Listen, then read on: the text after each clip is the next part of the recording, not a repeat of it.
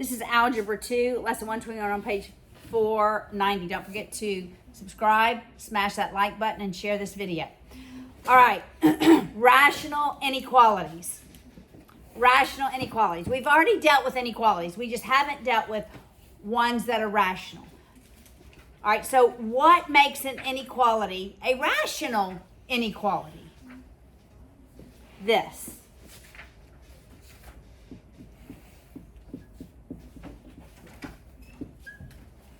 We have a ratio, an inequality set to 0. All right, but now let's remind ourselves. What is less than? Is it a conjunction or a disjunction? Conjunction. Less than is a conjunction. What's a conjunction? They go towards each other. That's right. It's something in the middle, right? And greater than is a disjunction.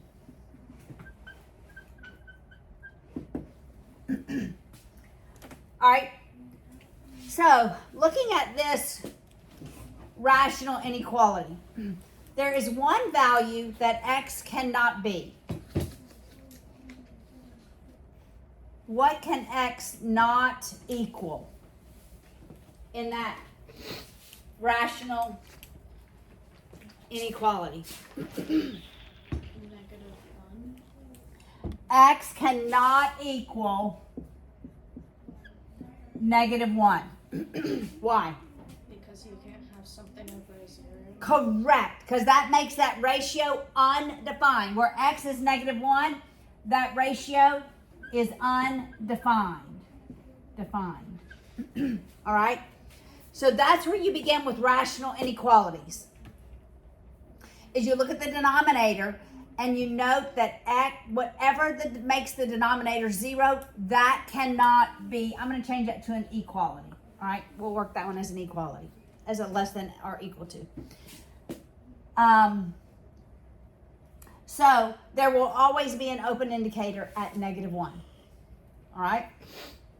Now, what must be true of this ratio in order for the value of the ratio to be less than or equal to 0?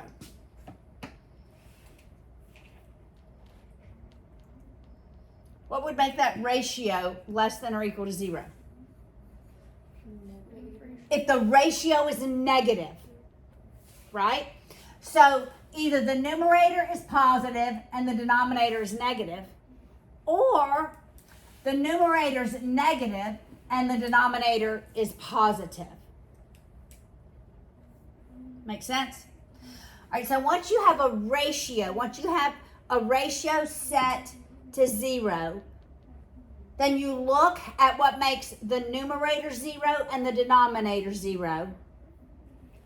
And we do that little chart like we did before. All right, so what makes the numerator 0? 7. And the denominator is going to be -1. Now we know it can't equal it, so I'm going to do an open indicator, but we know it can equal 7, right? We know it can equal 7 because that would mean it's 0, and 0 is less than or equal to 0. And then you choose numbers. We're expecting it to be a conjunction, right? So it should be this area in the middle. But you choose numbers in each of these 3 sections and plug them into the numerator and denominator. Make sure you get a net result of negative. All right, so what number do you want to choose less than -1? -2. In between -1 and 7? 0. Yes, thank you. Greater than 7? 8. Okay, so we'll look at the numerator and the denominator. Does -2 make the numerator positive or negative? The denominator is Also negative. also negative, not that, because that's positive. A positive number will be greater than. When we plug 0 into the numerator, what do we have? Positive or negative? Negative. In the denominator. Positive. That works. 8 in the numerator. Positive. Denominator. Positive. That doesn't work. So in interval notation, don't forget even though we have equal, it cannot be -1 because that makes the denominator 0 and that makes the term undefined. So it would be not equal to -1, but it can go all the way to 7. That's an interval notation. Graphing it on a number line, we go to -1, 7, an open indicator at -1 all the way to 7 with a closed interval. Again, we're going to work all of these as all reals. All right. Now, what if I were to have something, I work this different from the textbook. I probably will maybe explain the textbook.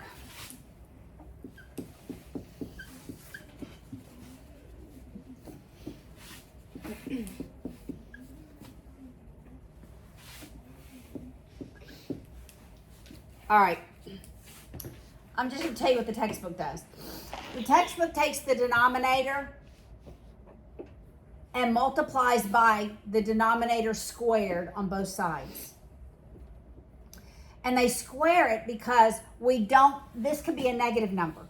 If we multiply by a negative number, we don't know that it's negative. You have to change the direction of the sign. But when you square a negative number, it's always positive. All right. But if you take a college algebra class, that's how I'm going to teach it. All right. You set it equal to 0, so you subtract 5 on both sides.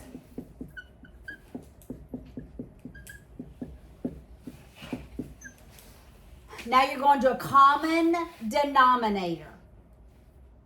All right, common denominator. All right, let me move this greater than or equal to 0. So if I'm going to a common denominator, I'm only going to multiply any term by what's effectively 1. So I'll multiply this by x plus 8 over x plus 8. So we have x plus 68. I'm distributing that negative 5. So that's minus 5x minus 40 all over x plus 8 greater than or equal to 0. We'll combine our like terms. And we have negative 4x plus, is that 28? 28 over x plus 8. Less, greater than or equal to 0. I combined x and negative 5x. I combined 68 and negative 40. Makes sense? Okay.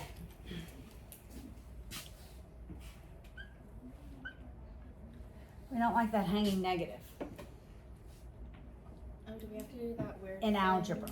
with the So we're going to change 2 signs. I'm going to erase this. So I'm going to pull the negative out, and it's going to be 4x minus 28 over x plus 8 greater than or equal to 0.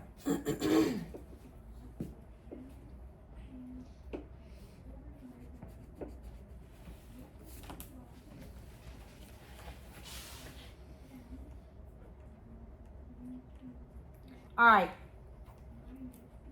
Because we have this hanging negative, we don't like hanging negatives. So this is going to be more complicated than any problem in your book, but don't leave a hanging negative. We're going to multiply both sides by -1 to eliminate that negative. When I do that, what happens? switch the sign.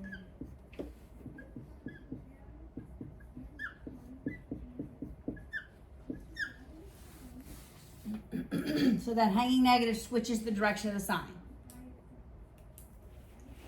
Got it? And so what we thought might be a disjunction is actually going to be a conjunction.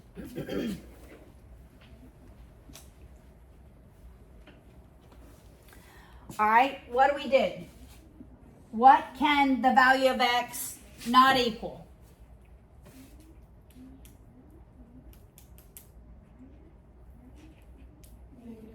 x cannot equal negative 8, all right? Don't forget that as your first step, knowing that it cannot equal what makes the denominator 0, okay?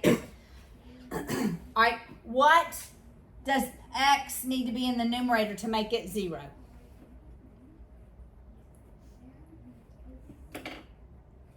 What would make that numerator? 7. So we have 7, and we have negative 8. We are expecting a conjunction, right? I'm expecting it not to equal 8, but to equal 7. I need a positive and a negative to make those less than. So let's choose a number. I should have actually done this the other way. Negative 8, negative 8, 7. Can't be that, can be that. So we'll choose negative 9, 0, and 8. And ask ourselves what happens to the numerator and the denominator, all right?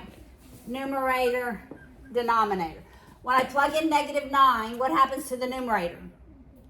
Positive, negative. All right, negative 9 makes the denominator negative, not there, right? What about 0? What does 0 make the numerator, positive or negative? And the denominator? Yes. 8 makes the numerator and the denominator. 8 plus 8 makes it positive. 8 plus 8. All right? So that doesn't work.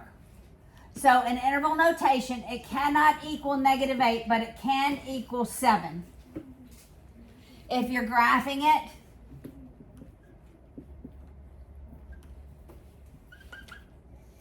that's what it looks like.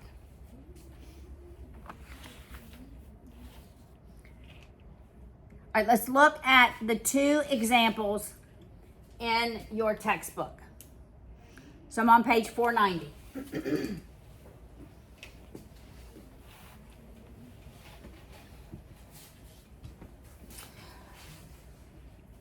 The first one is 1 less than or equal to negative 1 over x minus 4. Okay, here we have this hanging negative, which we don't like, right, in that numerator. So I'm going to change this as 1 less than or equal to the opposite of 1 over x minus 4. You see what I did? So because it's negative, I'm going to add it and move it to the other side. Got it? So it's going to be 1 plus 1 over x minus 4 less than or equal to 0. All right, what do I do at this point?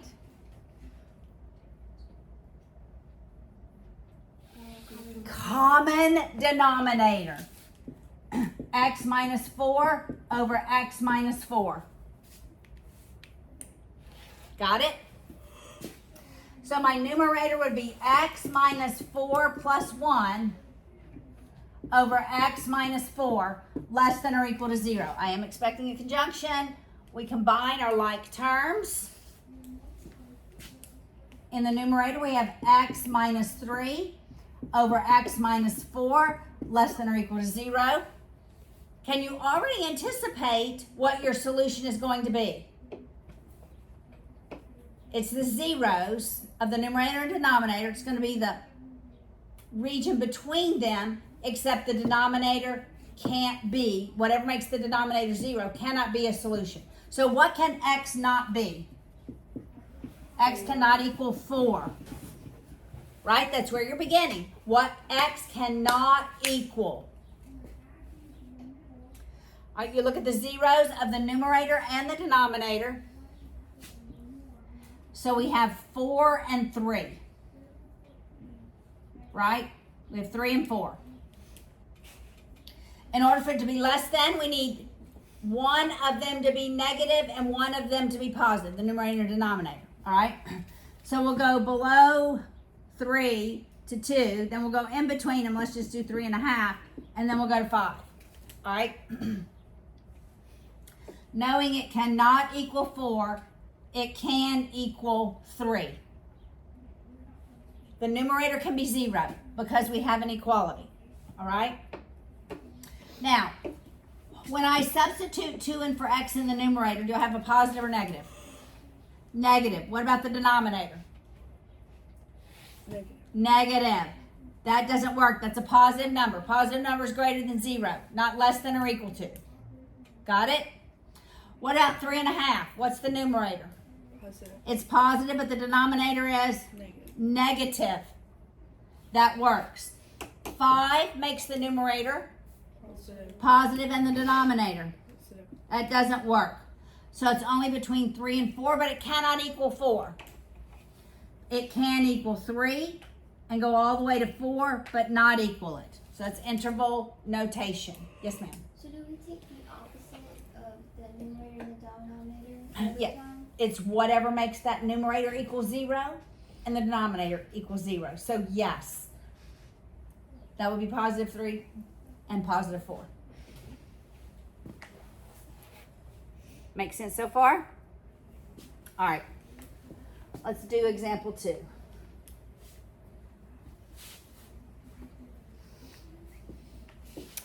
We have m minus 2 rather. M minus 2 over m plus 2. I just should have written x because that's probably what my brain is going to do anyway. Less than or equal to 2.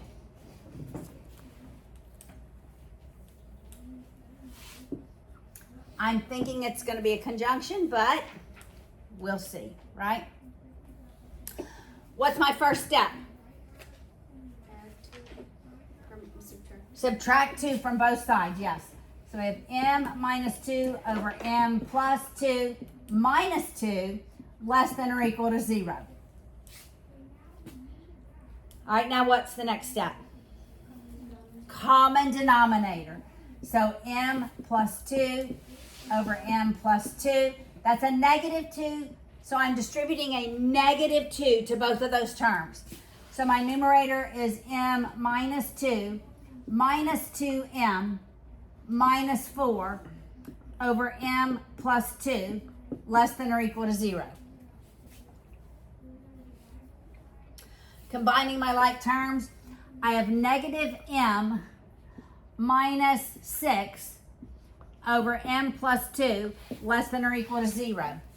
What do I need to do? Get rid of the Hanging negative, right? So I'm going to change 2 signs. I'm going to change the sign out here, and I'm going to change the sign in the numerator. So it becomes the opposite of m plus 6 over m plus 2. I'm only changing 2 of the signs. I'm not changing the sign in the denominator also. If I do that, I've messed up. All right, less than or equal to 0. All right, we have this hanging negative. Multiply by negative 1 to get rid of it on both sides. And we end up with m plus 6 over m plus 2 greater than or equal to 0. Now we expect a disjunction. But what can m not equal? M cannot equal negative 2. That's where we start. What is the other 0 for m? Negative 6. Can it equal negative 6? Yes, it can. But it cannot equal negative 2. I'm expecting a disjunction. I'm expecting negative infinity all the way up to negative 6 and negative 2 all the way to positive infinity. All right? So let's choose numbers smaller than negative 6. Let's just go negative 7. Where do you want to go in between? negative 4. Negative 4, and then we'll go to 0 over here. How about that? Okay. When I substitute negative 7, my numerator is a negative. My denominator is a negative over a negative is positive, which is always greater than 0. That works. When I substitute negative 4 into the numerator, I have a Positive. positive. The denominator, Negative. negative. That's a negative number, which is never greater than 0. When I substitute 0 into the numerator, I have a positive value and 0 in the positive. That works, all right? So, my smallest value is negative infinity all the way up to -7, and it can equal -7.